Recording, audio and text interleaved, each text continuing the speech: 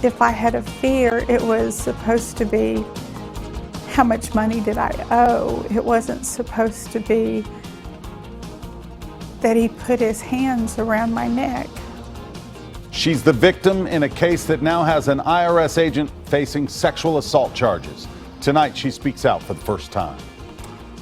Good evening. Deana Inman says she's going public about what happened to her last fall so other women can learn from her experience. And she wants the IRS to take a good hard look at what it's doing to protect you, the taxpayer. News Channel 5 Chief Investigative Reporter Phil Williams has this exclusive story for us. And just today she filed this new federal lawsuit. In it, she accuses the IRS revenue agent Samuel Garza of violating her civil rights. The story she tells in the lawsuit and the story she told us describes an official act of betrayal. I have regulars that are like family. For nearly 30 years, You guys have a good one. Deana Inman's Fairview Market has been her home away from home, but these days, I go to work and sit in my car and I cry. it's a place that haunts her. I walk around for a few minutes. I go into my office and pull myself together and I go to work.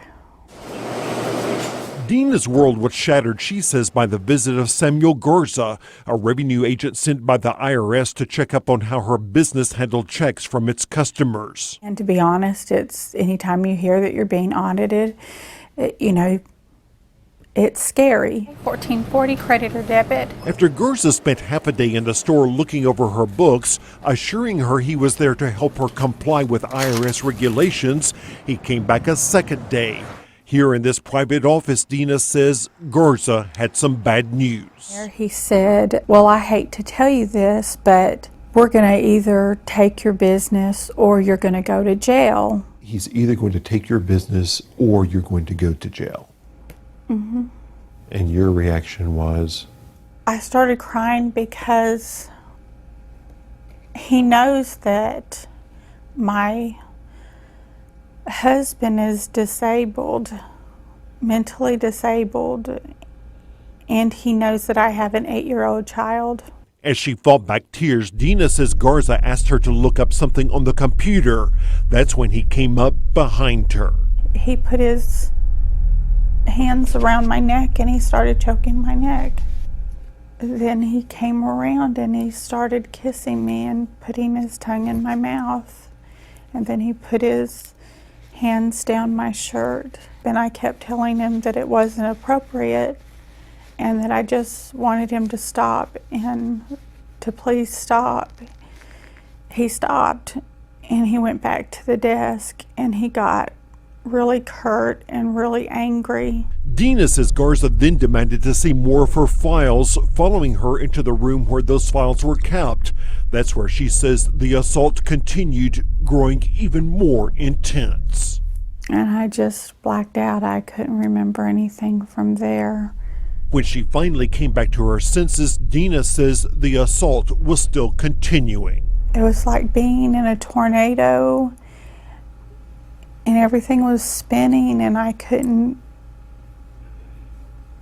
make it stop.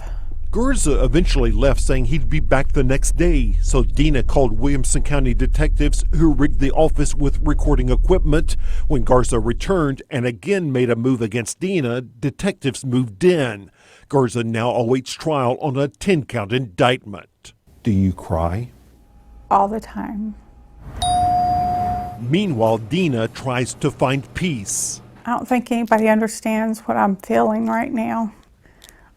He was supposed to be one of the good guys. With having been violated by an agent of the government that was supposed to protect her. I play it over and over. I lay in bed every night. I try to figure out, why didn't I hit him? Why didn't I do this? And the only thing I keep coming back to is, he was the IRS. I don't know how you hit the IRS.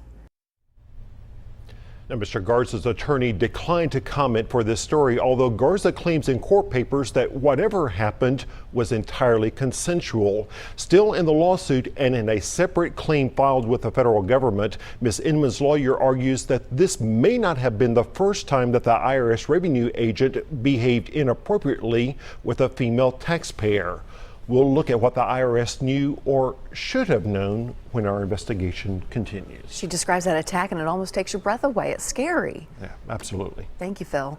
And Phil's investigation continues tomorrow night on News Channel 5 at 10. And you can go to our website right now, newschannel5.com, to read Mrs. Inman's lawsuit against Garza.